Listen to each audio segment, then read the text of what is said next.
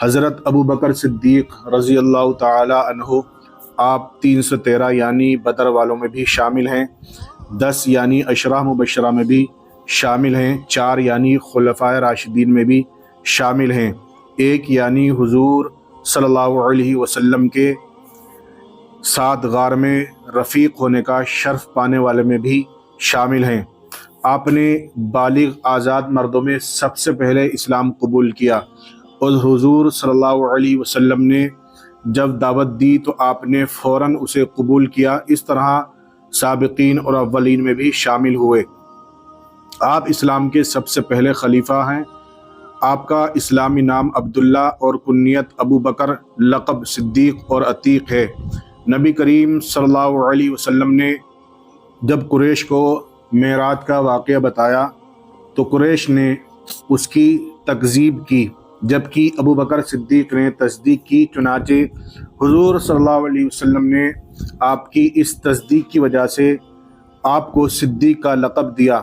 ابن سعد کی روایت ہے کہ جب معراج میں آپ صلی اللہ علیہ وسلم کو آسمانوں کی سیر کرائی گئی تو آپ صلی اللہ علیہ وسلم نے جبرائیل سے کہا کہ میری اس سیر کو کوئی تسلیم نہیں کرے گا۔ جبرائیل نے عرض کی کہ آپ کی تصدیق ابو بکر کریں گے کیونکہ وہ صدیق ہیں۔ نبی اکرم صلی اللہ علیہ وسلم نے ابو بکر سے فرمایا تم جہنم سے آزاد ہو۔ تب سے آپ کا لقب عتیق ہو گیا۔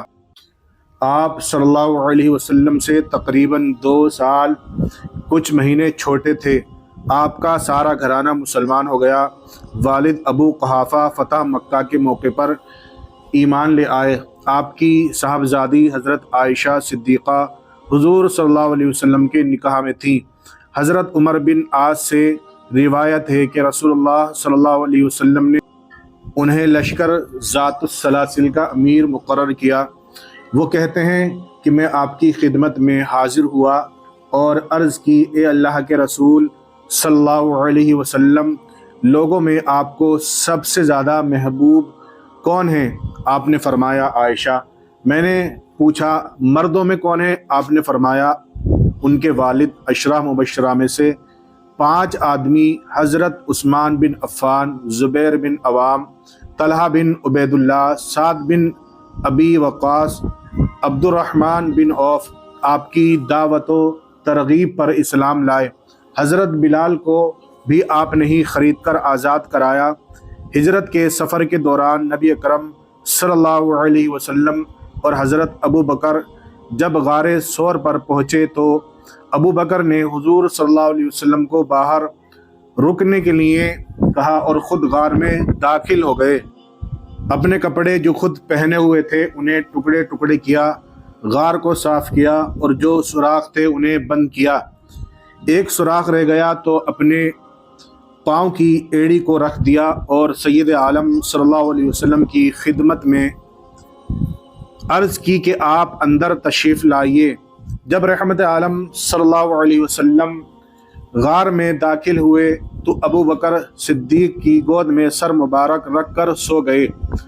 ابو بکر نے جس سوراخ پر ایڑی رکھی تھی اس سوراخ میں سے ایک سانپ نے بار بار کاٹنا شروع کیا، مگر صدیق نے اس خیال سے پاؤں نہیں ہٹایا کہ رحمت عالم صلی اللہ علیہ وسلم کی نیند خراب نہ ہو جائے اور ان کے آرام میں خلل نہ ہو۔ لیکن جب آنسوؤں کے چند قطرے رسول اللہ صلی اللہ علیہ وسلم کے رخسار پر پڑے تو آپ صلی اللہ علیہ وسلم نے بیدار ہو کر پوچھا ابو بکر کیا ہوا؟ عرض کیا یا رسول اللہ صلی اللہ علیہ وسلم سانپ نے کاٹ لیا ہے۔ یہ سن کر حضور صلی اللہ علیہ وسلم نے زخم پر اپنا لعاب دہن لگایا تو سارا درد دور ہو گیا۔ قرآن کریم کی کئی آیات اور احادیث آپ کے متعلق ہیں جس میں آپ کی شان کا اظہار ہوتا ہے۔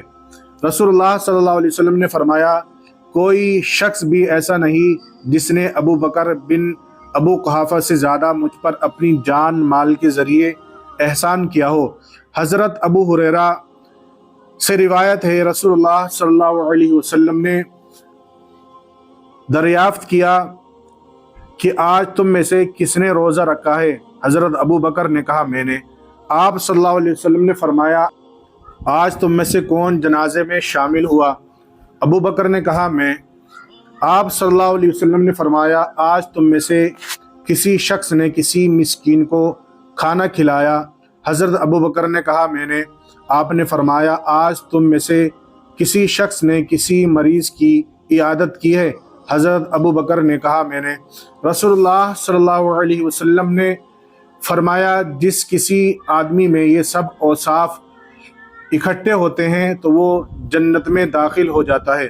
نبی اکرم صلی اللہ علیہ وسلم نے اپنی زندگی میں ہی فرمایا کہ ابو بکر سے کہو کہ وہ لوگوں کو نماز پڑھائیں۔ حضرت ابو بکر صدیق نے اسلام کی خاطر اپنا سب کچھ قربان کر دیا، جو تھا لا کر حضور صلی اللہ علیہ وسلم کی خدمت میں پیش کر دیا۔ آپ بدر سے لے کر فتح مکہ اور بعد کے غزوات میں حضور صلی اللہ علیہ وسلم کے ساتھ رہے۔ جب آپ صلی اللہ علیہ وسلم اس دنیا سے تشریف لے گئے تو آپ نے امت کو سنبھالا، مسائل کو حل کیا، فتنوں کا قلعہ کما کیا، منکرین زکوٰۃ اور نبوت کے جھوٹے دعوے داروں کے خلاف اعلان جنگ کیا، کئی لشکر جہاد کے لیے بھیجے۔ آپ کے تقریباً 2 سالہ دور میں بہت ساری اسلامی فتوحات ہوئی۔ آپ کی 22 جمادی الثانی 13 ہجری کو 63 سال کی عمر میں وفات ہوئی۔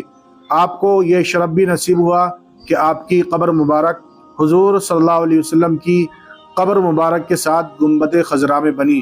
تو دوستو آج کی ہماری ویڈیو ہے، امید ہے آپ کو پسند آئے گی۔ پسند آئے تو ویڈیو کو لائک کریں، چینل کو ہمارے ضرور سبسکرائب کریں۔ اسی طرح کی اور ویڈیو سننے کے لیے ہم سے جڑے رہیں۔ ہم پھر حاضر ہوں گا آپ کے لیے ایک نئی ویڈیو لے کر، تب تک کے لیے اللہ حافظ۔